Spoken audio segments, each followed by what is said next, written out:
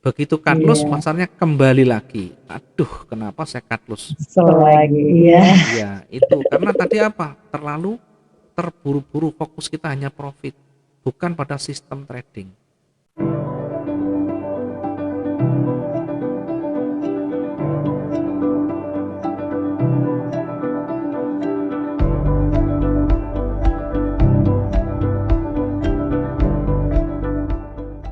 Ya, sistem trading ini yang nanti yang kita harus bentuk. Bagaimana cara membentuk sistem tradingnya? Nah, untuk membentuk sistem trading ini seperti apa sebenarnya? Sistem trading ini ya kayak aturan main kita lah.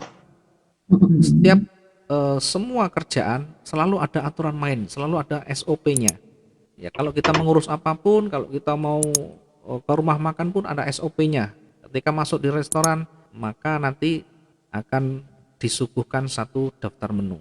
Kemudian menulis, kemudian dikasih catatan di sana. Baru diproses gitu. Itu ada SOP-nya, tidak tiba-tiba kita datang ke dapur minta saya masakkan ini, tidak bisa begitu. Ada SOP-nya juga. Sama dengan trading, ada SOP-nya, ada sistem tradingnya. Nah, di dalam sistem trading yang paling pokok nanti yang kita pelajari tentu bagaimana cara entry, cara masuk pasar itu yang bagaimana. Kapan kita buy, kapan kita sell. Ini yang paling penting. Iya. Kemudian yang kedua, ketika pasarnya berbalik, ini apa yang harus kita lakukan? Maka masuk di recovery atau manajemen resiko, risk management. Ini saja sudah ada dua ini saja. Kalau kita sudah tahu cara entry-nya, cara recovery, pasar mau naik mau turun itu bukan urusan kita. Jadi kita jangan seolah menjadi peramal. Oh, nanti ini naik sampai sana, oh ini nanti turun sampai di sini. Ya. Fokus pada proses, ikuti arah pasarnya. Kita ini tidak punya kekuatan untuk menggerakkan pasar. Hanya kita mengikuti dari belakang saja. Yang terpenting tahu tekniknya, tahu peluangnya. Yang masuk di area cara entry. Nanti kita ajari masuk di area entry ini. Kemudian recovery juga begitu. Recovery ini pasarnya kalau misalkan yang kita analisakan naik, ternyata setelah kita buy, ternyata pasarnya turun. Nah, ini masuk fase namanya recovery atau risk management. Tidak ada satupun bisa membaca arah pergerakan pasar secara pasti, secara mutlak. Yang kita baca hanya membaca potensi atau kemungkinan-kemungkinan terbesarnya. Nah, dari Iya. kemungkinan terbesar itu tentu untuk meminimalkan kerugian. Ya, untuk meminimalkan kerugian. Kalau kita sudah terbiasa, maka pasar itu mau naik mau turun selalu ada potensi untuk kita taking profit di sana. Hanya saja harus dilatih, hanya saja harus dipertajam cara membaca kita, cara membaca atau cara entry kita. Ya, nanti kita bahas di teknikal nanti di cara entry ini. Yang terpenting tahu mindsetnya. Di dalam trading itu fokuskan pada prosesnya. Prosesnya tadi ya, bagaimana kita menganalisa, bagaimana kita nanti melakukan recovery dan sebagainya. Kemudian buatlah sistem trading. Nanti kita coba untuk membuat atau menentukan bagaimana sistem trading kita. Oke, ini adalah gambarannya seperti ini. Jadi trading itu sebenarnya tidak terlalu susah kalau kita betul-betul sudah ketemu titik benang merahnya. Satu yang pertama bisa manajemen risiko atau money management tadi bahasanya MM atau pengelolaan dana, kemudian bisa tahu cara entry-nya, kemudian tahu recovery-nya. Nah, cara entry ini bukan hanya buy dan sell, bukan, nanti prosesnya panjang. Harus dianalisa, harus diteliti, kemudian dipertimbangkan apa sisi yang menguatkan, apa sisi yang tidak menguatkan begitu. Kemudian kalau pasarnya berbalik harus disiapkan dengan simulasi untuk recovery-nya begitu. Oke, ini adalah gambarannya. Kemudian kita kembali lagi ke tadi yang money management tadi. Money management. Kembali ke modal 2000, sehingga kalau kita di awal ambil saja 1% dari modal ini, sehingga kalau 1% cuma $20 ya. Kalau terlalu kecil, ya inilah kita belum mampu, belum bisa, maka harus memahami konsekuensinya. Kalau kita bekerja pada satu perusahaan, kita masih belum pengalaman, kita mau gaji yang tinggi, logis apa enggak, apa kira-kira itu masuk akal, pasti akan ditertawakan. Ya, Iya. ya logikanya begitu Bu. Jadi sama halnya dengan kita berprosesnya, kita mau kerja, mau buka bisnis di awal, jualan bakso misalnya, ya pasarannya adalah 10.000, kita jual 30.000, logis apa enggak? Ya sebenarnya bisa saja potensinya, tapi yang datang enggak ada nanti. Kita tetap jualan bakso, tapi kalau enggak ada yang beli, mau diapakan ini gitu. Iya. Nah, selayaknya bagaimana kalau selayaknya harganya 10.000 karena kita baru buka, maka turunkan 8.000 atau 9.000. Diturunkan dari yang lain. Jangan ikut-ikutan yang sudah berpengalaman, yang sudah jam terbangnya tinggi. Ya ini kadang yang tidak difahami. Kadang ikut semuanya, ikut yang lain. Oh, bisa kok profitnya bisa. Ya bisa memang. Sama halnya kita jualan apapun, harganya tidak masuk akal dengan yang lain. Kita lebih tinggi boleh-boleh saja. Orang jualan makanan itu relatif harganya. Bahkan sama-sama bakso isinya 5, ini dijual ada 10.000, ada yang jualnya 50.000. Sama persis. Kenapa kok bisa begini? Ini sudah punya nama, jam terbangnya Iya. sudah tinggi. Sama dengan trading, modal 2.000. Ini kalau yang ada profesional 2.000 ini satu hari 100 gampang sekali Bu. Ya, gampang sekali. Iya. Tetapi jangan disamakan. Kita harus menyadari, harus sadar diri, dan tentu kita harus mengukur sendiri ya kira-kira. Itu, kira-kira seperti itu. Jadi biar kita nanti masuk akal realistis. Kita belum punya pengalaman, belum punya keahlian, ya kita wajar aja dulu gitu. Nanti seiring waktu ada peningkatan kemampuan, ada peningkatan keahlian itu tentu akan mengikuti ya. Keuntungan itu akan mengikuti. Ya, begitu kira-kira. Jadi kembali ke 2.000 tadi. Nah, biar nanti kita ada perhitungan. 2.000 ini kalau kita ngambil 1%, maka $20 satu hari. Nah, kemudian lotnya bagaimana? Lot yang kita gunakan berapa? Kemudian berapa kali kita transaksi? Berapa kali kita entry lah istilahnya. Nah, berapa kali Iya. kita entry gitu. Kita harus betul-betul punya rencana. Nah, sekarang kembali ke modal kita 2.000. Kemudian kita masuk di PIR XAU atau kita masuk di emas. Diingat emas ini pergerakan harian rata-rata di antara 1.600 hingga 3.000 pip. Ya, 3.000 pip ini saya menggunakan basicnya 5 digit ya Bu di belakang koma. Jadi biar nanti tidak salah di dalam mempersepsikan. Yang kita gunakan basicnya adalah Euro USD yang dimana broker yang kita gunakan ini menggunakan 5 digit di belakang koma. Sehingga yang saya sampaikan kalau misalkan saya ukur warna hijau ini dari ujung ke ujung saya ukur misalkan ini di tengah itu ada 257, maka ini yang saya sampaikan 257 pip. Nanti ada broker yang menggunakan 4 digit ya. Ada. Iya. Kalau sekarang kan rata-rata memang 5. Jadi kalau 4 digit tinggal dibagi 10, jadi tinggal 25,7 begitu. Nah, saya menggunakan yang 5 digit, maka saya menyebut ini 257 pip. Termasuk di XAU. Ya, kalau XAU misalkan begini. Kalau saya ukur misalnya saya mengukur satu candle yang tebal, saya ukur dengan berapa pip ini yang saya contohkan, yang saya kasih highlight warna biru. Saya ukur Iya. dari ujung ekor atas ke ujung ekor bawah ini 862 pip. Itu ya, jadi cara menghitung begitu saya. Oke, kalau sudah dipahami, saya coba kembali lagi untuk menjelaskan berikutnya. Diingat di emas ini pergerakan rata-rata harian di antara 1.600 hingga 3.000. Ini dalam kondisi normal. Nanti dalam kondisi ada news berdampak besar, ini bisa di antara ini 3.000 hingga 6.000. Nah, ini di antara ini. Kalau misalkan marketnya betul-betul ekstrim, ya ini kondisional tertentu yang jarang sekali, tapi ini bisa Iya. mencapai maksimum 13.000. 13.000 pip. Nah, ini adalah kondisional, ini tertentu yang sering ya ini, yang sering. Artinya apa? Artinya kalau satu hari itu pergerakan ya di antara ini. Dari ujung atas ke ujung bawah kemampuannya sekitar 1.600 hingga 3.000 pip ini. Tujuannya untuk apa? Untuk nanti mengatur ketahanan kita, untuk mengatur modal kita juga.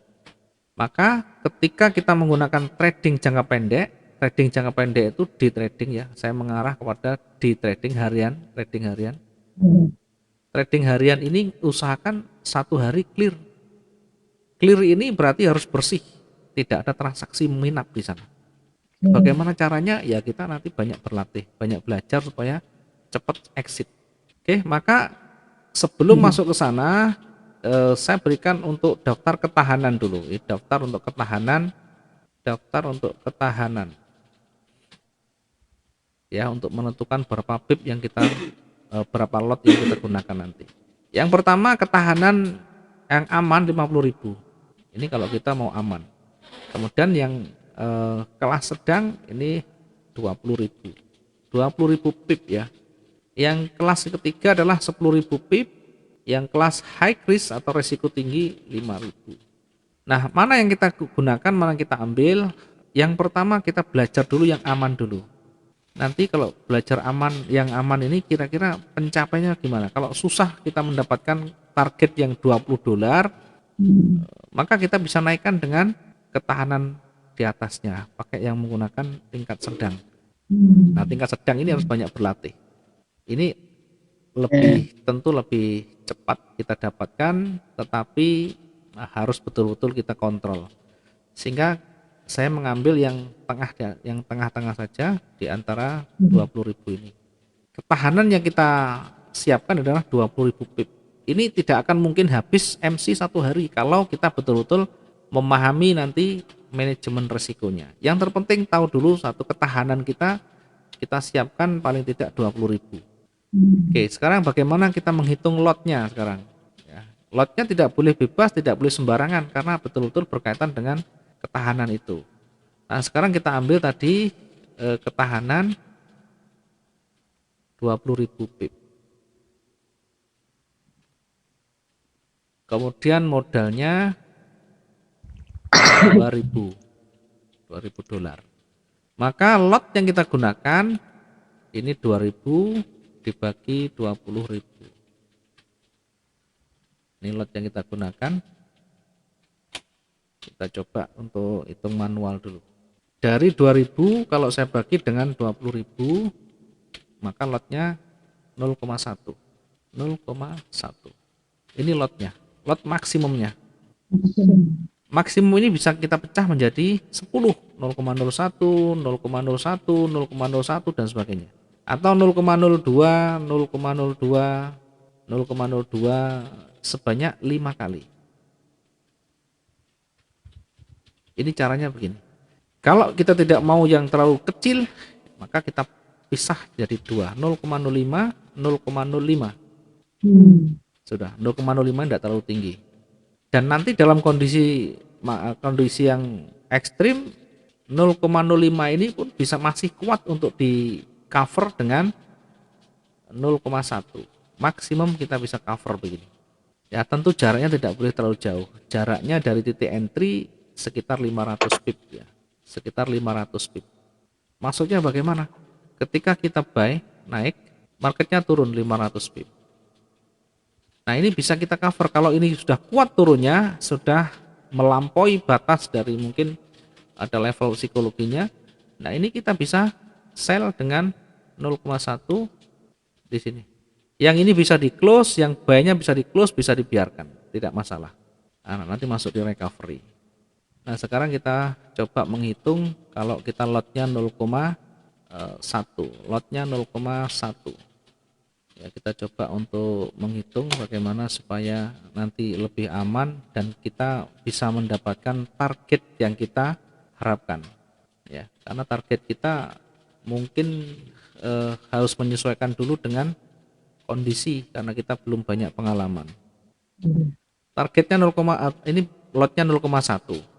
Nah, kalau kita pecah dari 2, 0,05, 0,05. Lotnya begini. Nah, dalam penggunaan lot juga nanti jangan ngawur, jangan ambil sembarangan. Gunakan lot yang selalu kita pakai. Misalkan 0,05, 0,04, 0,03, 0,01. Kita menggunakan 5 jenis angka, 0,01, 0,05, 0,02 atau 0,03, 0,05, 0,04 dan sebagainya. Jadi angka-angka ini selalu kita gunakan tiap hari. Jangan menggunakan angka yang lain. Misalkan tiba-tiba 0,08. Ini kalau tidak pernah digunakan jangan pernah dipakai. Biar kita Iya. lebih menguasai gitu bahasanya. Ya, kalau saya biasa gunakan, saya selalu menggunakan lot 0,25, 0,55, 0,75, 1,25 dan 2,01. Ini selalu, saya tidak pernah menggunakan angka-angka yang lain. Dalam kondisi marketnya biasa kita menggunakan 0,01. Dalam kondisi yang sudah mulai tren kita menggunakan ini. Kemudian ketika di puncak kita kadang menggunakan ini, kadang menggunakan ini untuk mengambil peluang yang ada di sana. Termasuk nanti kalau mencoba begitu. Jadi masing-masing karakter angka ini kita harus coba minimal 100 kali transaksi. 100 kali ini bukan 1 hari, bukan 2 hari, tapi maksudnya jam terbangnya paling tidak mencoba sudah 100 kali transaksi dengan lot yang berbeda-beda ini. 0,05, 0,04, 0,03 ini coba semuanya. Minimal satu karakter ini 100 kali. Sehingga nanti ketemu, oh ternyata mudahnya begini, oh ternyata kesulitannya begini. Oke, kita sekarang menggunakan lot yang 0,05 dulu. 2 kali 0,05. Ya, 2 kali 0,05. 0,05. Targetnya tadi 1 hari adalah $20. Nah, sekarang kalau $20 ini kalau kita bagi dengan lotnya 20 kita bagi dengan 0,05, maka 1 hari hanya butuh 400 pip. 1 hari ini hanya butuh 400 pip. 400 ini besar atau kecil? Ya, standar aja. 400 ini mudah didapatkan. Di emas ini targetnya kalau misalkan 1 kali transaksi 100 pip keluar, ya, target profitnya 1 kali transaksi 100 pip ya. Ini 1 hari cuma butuh 4 kali. 4 kali transaksi. Ini kalau menggunakan lotnya separuh saja. Artinya kalau kita menggunakan lot maksimumnya 0,1, ya tentu lebih cepat lagi. Hanya butuh 2 kali transaksi dengan target masing-masing 100 pip. Kan mudah sekali. 100 pip itu gampang sekali, bergerak sedikit saja sudah 100 lebih. Tetapi harus tahu nanti waktu-waktunya, kemudian tahu bagaimana pergerakannya. Ya ketika marketnya sepi ya kita mungkin tidak sampai 100 kita close. Ketika marketnya rame ya kita nanti lebih dinaikkan. Jadi harus memahami waktu, kemudian volatilitas atau pergerakan ekstrim atau tidaknya.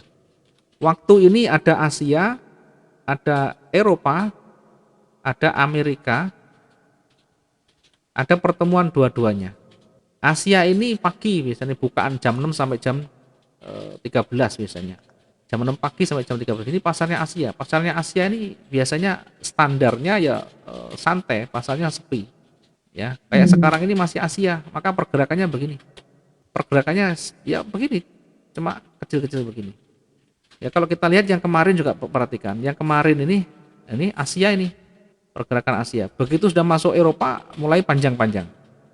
Ya maka harus memahami masing-masing kondisi pasar. Nah kita masuknya kira-kira waktunya jam berapa? Kira-kira masuk yang cocok yang di pasar Asia, Eropa atau Amerika. Ya nanti kembali pada masing-masing trader. Terkadang hanya bisa pagi, terkadang hanya bisa sore, terkadang hanya bisa malam. Jadi setiap orang punya kesibukan sendiri yang tentu mempengaruhi waktu-waktu untuk kerja, waktu-waktu untuk trading ya. Ya, pasar Asia itu begini, agak sepi biasanya. Kalau sudah Eropa, mulai jam 14 ini Eropa masuk sudah. Eropa ini masuk jam 14 sampai 23, 22 ya. Sampai jam 22 malam atau jam 10 malam. Ya. Kemudian di Amerika ini jam 6 sore, jam 18 ini sudah masuk. Jam 6 sudah mulai masuk. Ya, jam 6 jam 7 mulai masuk sampai jam 3.03. Sehingga ada pertemuan pasar yang rame di antara dua, Amerika dan Eropa. Di mana pertemuannya? Ya di antara ini, biasanya jam 7 sampai jam 10, jam 22. Ini pasar puncaknya, pasar ramenya di sana. Ya tergantung bagaimana kita nanti memahami karakter pasar, karakter yang tentu cocok dengan kita. Kalau cocok di Asia pagi ya silakan. Atau kita masuk semuanya, tetapi kita memahami kalau pagi Asia kita take profitnya tidak usah terlalu besar, mungkin sekitar 50-60 kita misalnya ya. Kemudian di Eropa nanti 100 ke atas, 100 sampai 200. Ya, itu pasar Eropa Amerika maksudnya. Kalau sudah di atas lebih dari jam 12 malam, jam 00, saya sarankan untuk break ya. Jangan trading di atas jam 12 malam. Ya, kalau bisa sebelum jam 12 harus clear, tidak ada beban di sana sehingga tidur kita nyenyak, tidak ada beban pikiran di sana gitu. Ini waktunya. Kemudian volatilitas ini dari pergerakannya, dari naik turunnya kelihatan begini. Nah, kalau misalkan volatilitas tinggi itu biasanya sudah jam-jam ini Eropa Amerika ini. Jadi jam-jam mulai ramai. Sehingga kita kalau mencari 100 pip gampang sekali. Apalagi ketika marketnya sudah mulai bergerak panjang, Eropa masuk ya biasanya lebih dari 100 ini mudah. Ya, sampai di sini dulu ada pertanyaan dulu terkait dengan manajemen money management dulu, kemudian bagaimana menentukan waktu yang tepat nanti kita menyesuaikan. Ada pertanyaan dulu terkait dengan ini materi yang kita sampaikan. Diikuti prosesnya saja. Jadi jangan terlalu terburu-buru, ikuti prosesnya tahap demi tahap, nanti lama-lama akan paham.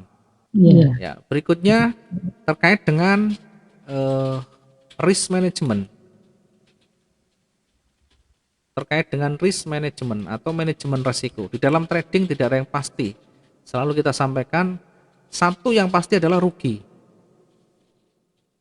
Kenapa kok pasti rugi? Begitu kita entry pertama, ini kena spread. Pasti rugi sudah. Nah, ini maka yang pasti adalah rugi. Nah, bagaimana supaya kerugian itu bisa kita minimalisir? Maka dengan manajemen risiko. Caranya bagaimana? Manajemen risiko ini bisa dengan persentase pertama. Biasanya ngambil 2-5% dari modal ya untuk manajemen risikonya. Sehingga kalau misalkan modal 2.000, kalau kita ngambil risiko 2% berarti $40. Ketika minus $40 kita close. Atau misalkan $5 berarti sekitar $100. 5% ya.